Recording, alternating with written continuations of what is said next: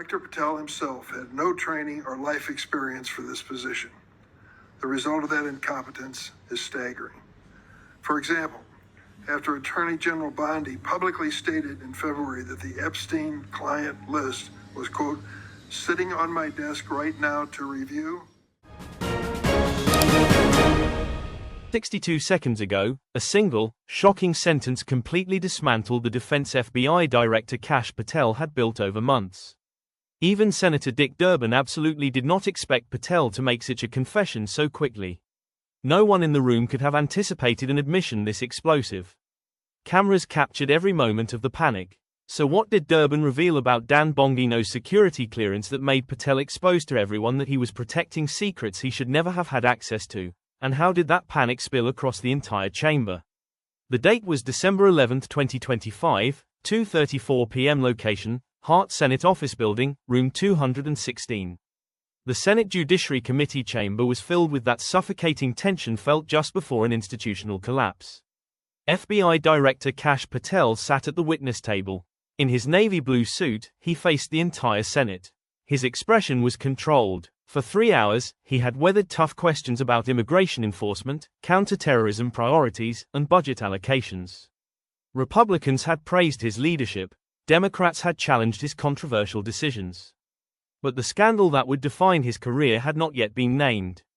In the room sat Illinois Senator Dick Durbin, chairman of the Judiciary Committee, a figure known for his quiet, measured demeanor and decades of congressional oversight experience. What Patel did not realize was this: Durbin had been building a flawless trap for 6 weeks. The target was not merely Patel's judgment.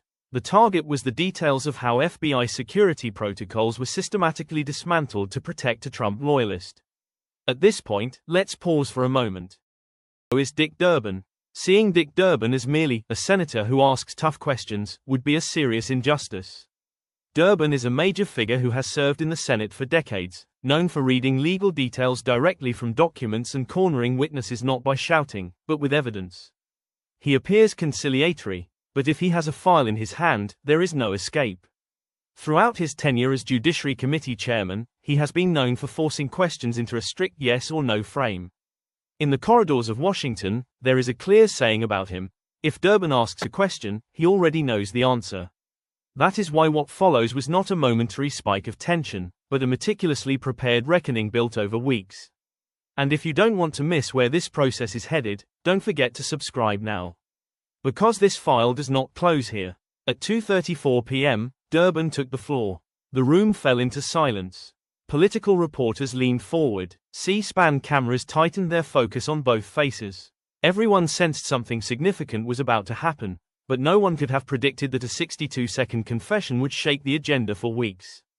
Director Patel, Durbin said in a calm but razor-sharp tone, I want to ask about FBI security protocols, particularly the polygraph processes for senior officials with access to classified intelligence. The opening was procedural, almost boring, but trained eyes caught Patel's micro-expression. His jaw visibly tightened. His hands, which had remained calm for 3 hours, unknowingly pressed hard against the edge of the table. It was the telltale sign of a witness bracing for pressure. Patel spoke with great care. The FBI applies strong security screenings for all personnel with access to sensitive information. Our protocols meet or exceed standards across the intelligence community. It was a bureaucratic escape, exactly the answer Durbin had been waiting for. Durbin opened his folder. He lifted a document bearing FBI letterhead and confidentiality markings. Since you mentioned those strong protocols, he said, how many senior officials received polygraph waivers during your tenure? The question echoed through the room, hanging heavily in the air. Patel's control began to crack. Waivers are handled on a case-by-case basis, yes or no, Durbin cut in. Patel tried to steady his voice. I'll take that as a yes, Durbin said, pulling out a second document. Citing ProPublica sources, he read the names one by one: Dan Bongino, Marshall Yates, Nicole Rucker. Silence gripped the chamber. Patel's face flushed within seconds. He tried to speak, but no words came. This was a file he had hoped would vanish into the news cycle, now being read aloud on live television. And the most critical name was Dan Bongino, former Secret Service agent, conservative commentator, Trump's pick, and the second most powerful official in the FBI.